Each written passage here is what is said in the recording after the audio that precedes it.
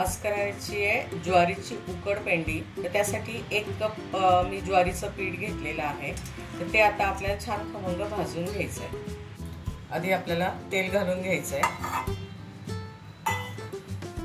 त्याच्यामध्ये शेंगदाणे भाजून घ्यायचे आपल्याला। शेंगदाणे भाजले की त्यात मोहरी, जिरं,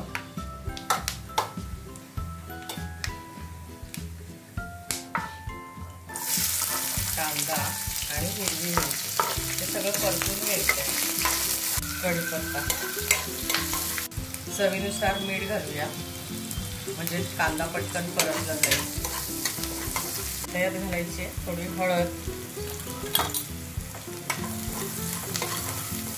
आता याच्यामध्ये ज्वारीचं पीठ घालून छान खमंग भाजून घ्यायचं आपल्याला।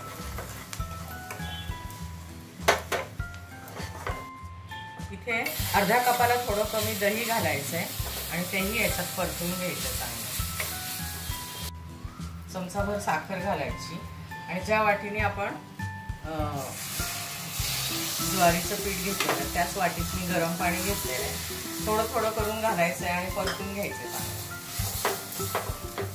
एवढंच दही घातल्यामुळे आपल्याला पाणी पण अर्धी वाटीच लागलेलं आहे। आता याच्यावरती याला झाकण ठेवून मी छान वाफ दिली 5 मिनिटं। आता कोथिंबीर घालायची आणि सर्व करायचं। विदर्भामध्ये याला ज्वारीच्या पिठाची उकडपेंड म्हणतात, पण हे तर ज्वारीचं उपीट आहे। जसं आपण उपीट करतो तसंच आहे।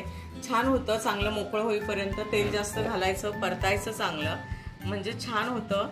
हे उपीटच आहे ज्वारीच्या पिठाचा। झटपट होणारा नाश्ता आहे, नक्की ट्राय करा।